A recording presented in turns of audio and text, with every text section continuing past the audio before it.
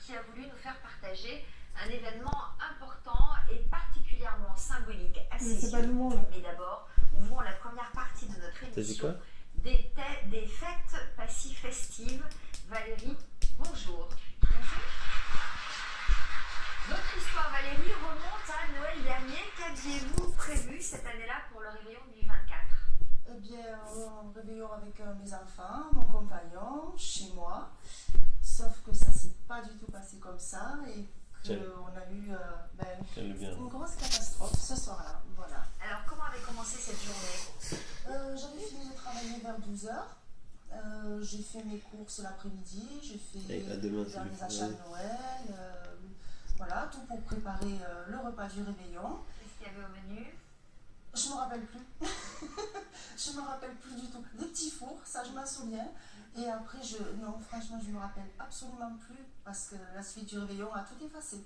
Très bien, voilà. Donc vos courses étaient prêtes, oui. Quelques derniers cadeaux. Et puis ce matin-là, il y avait un problème ménager anodin, mais qui vous avait quand même un peu préoccupé. Oui, les toilettes étaient bouchées. Voilà. Mais bon, je ne me suis pas fait plus de soucis que ça. J'ai acheté avec mes courses l'après-midi les produits adéquats. Et rien n'y a fait. Donc bon. Alors, vous avez mis le produit en question? Oui, en plusieurs fois d'ailleurs. J'ai utilisé plusieurs bouteilles. Rien à faire. Rien à faire. Bon. Vous habitez une maison ou un appartement? J'habitais une copropriété, un petit immeuble où il y avait 15 appartements. J'étais située au premier étage. Alors la journée s'est passée et c'est à 18h30 que les choses ont commencé à se compliquer. Tout à fait. Vous en étiez où, chacun, dans vos occupations? Alors, ma fille aînée était dans sa chambre. Mon fils était au salon. Il était en train de m'aider à disposer les petits fours sur les plats de service, puisqu'on devait réunir chez moi. Et moi, j'étais en cuisine en train de préparer le repas. Voilà.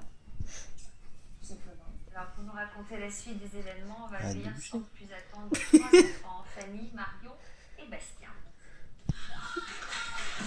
Attends, arrête de me faire bouger.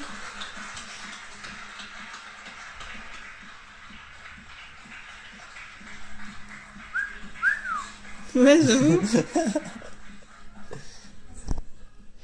Alors, Bastien, Fanny?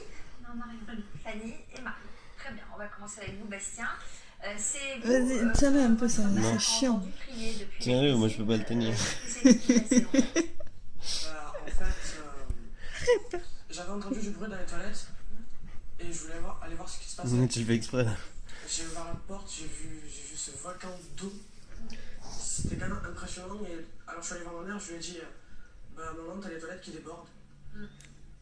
Un volcan, carrément. Un volcan, une fontaine. J'imagine qu'il n'y avait pas que de l'eau. Hélas, il n'y avait vraiment pas que de l'eau. C'est vrai. Loin de là. Ouais. Donc, et ça jaillissait. Comme un geyser. Pareil. Voilà. Et donc, qu'est-ce qu'on fait dans ces cas-là? Vous avez appelé qui? Tout de suite, on constate. Je suis montée vite à l'étage, dans les étages pour trouver le responsable de la copropriété qui était absent, Noël, voilà, tout le monde part en famille. J'ai appelé mon agence immobilière, 18h30, c'est fini, il n'y a personne.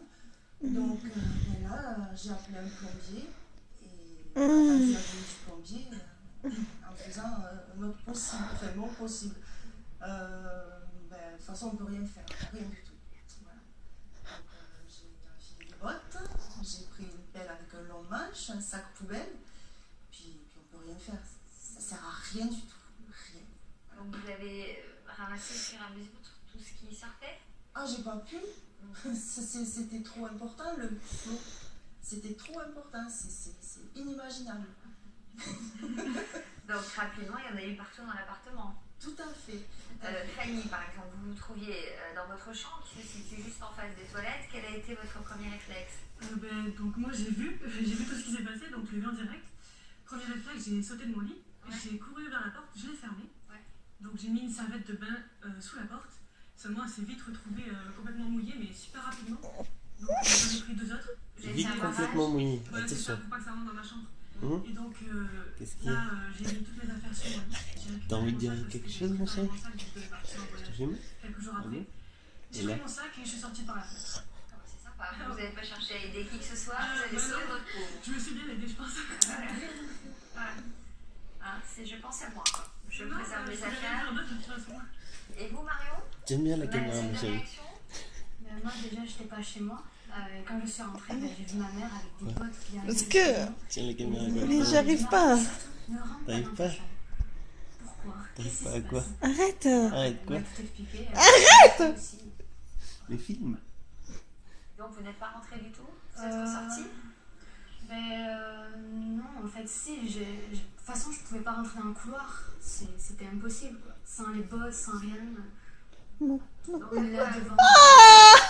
la première chose à laquelle on pense, c'est Filme, mon filme, chat. Non, vas-y, lâche. Filme, ma chérie. Non, tu m'as défoncé le... Je suis passée par ma Filme, ma fenêtre, chérie. j'ai vu toute la Mon cœur, arrête.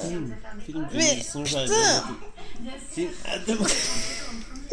Non, les vêtements... Putain, j'ai été il y a pas longtemps, doucement. Je me suis brûlée déjà. Parce que, évidemment, les chambres sont pas forcément rangées. Donc, tout ce qui traîne par terre, on se dit, mon Dieu, vite. Hein. Donc apparemment, il traînait beaucoup de choses par terre. Non, encore ça allait cette fois-ci. Alors, Valérie, qui avez-vous tenté d'appeler à l'aide? Un plombier qui est venu et m'a dit je ne peux rien faire, rien. Parce que le flot était... en fait, il aurait fallu le camion, voilà. Et le camion, un soir de réveillon, il n'y a pas de camion. Apparemment, c'est quelque chose qu'il faut réserver, je ne sais quoi, mais le plombier est reparti comme il était venu.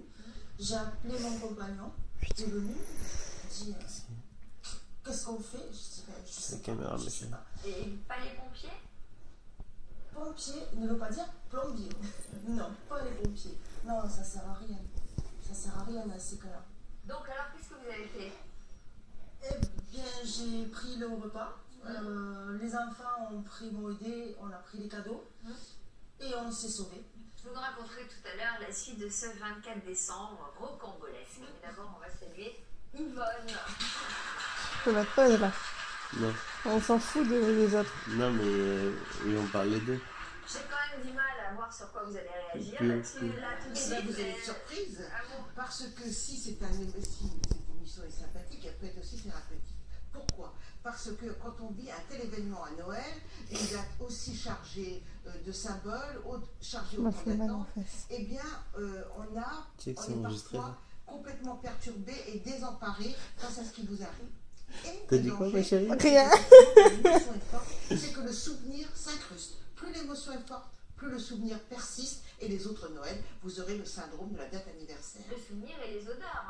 Et les odeurs. Et donc à chaque odeur, on revoit la scène. Alors comment faire pour justement dissocier Noël de cet événement?